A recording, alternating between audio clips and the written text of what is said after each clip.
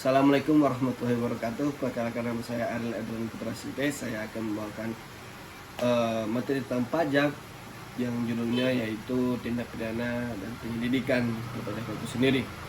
Nah, sebelum itu saya akan membawakan materi yang pertama, yaitu apa yang dimaksud dengan tindak pidana perpajakan.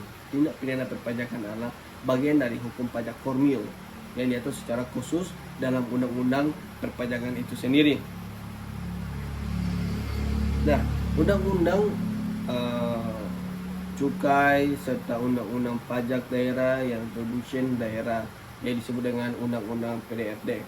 Nah, tindak pidana pajak dalam undang-undang KUP 2007 yaitu ada beberapa macam yang dikategorikan sebagai tindak pidana perpajakan meliputi berbagai macam kategori yang bisa dikatakan sebagai tindak pidana, yaitu kealpaan, kelalaian atau figur yang ilegal, pegawai pajak yang melakukan pemerasan dan pengancaman, pegawai pajak yang menyalahgunakan kekuasaannya, pegawai Direktorat Jenderal Pajak yang terlibat wajib diproses menurut ketentuan hukum tindak pidana korupsi.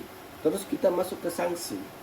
Sanksi kealpaan tidak menyampaikan surat pemberitahuan SPT.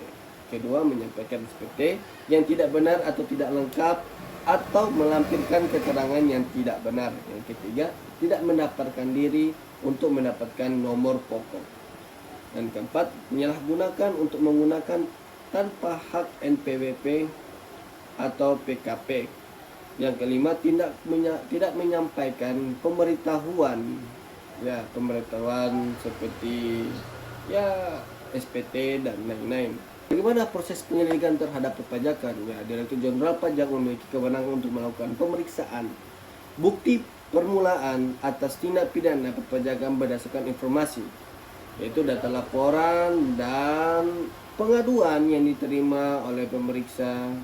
Pemeriksaan ini dilaksanakan oleh pemeriksa dari Direktur Jenderal Pajak dan dikenal sebagai pemeriksaan bukti permulaan.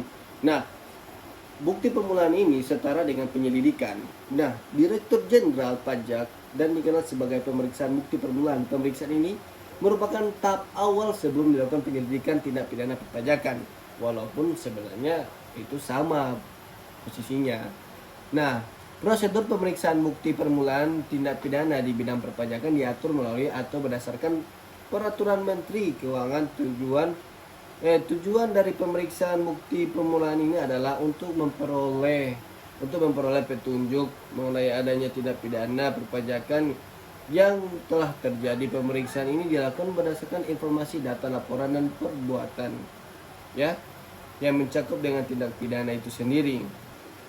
Penyidikan adalah serangkaian aktivitas yang dilakukan oleh penyidik untuk mencari atau mengumpulkan bukti agar menemukan tindak pidana dan menemukan tersangkanya.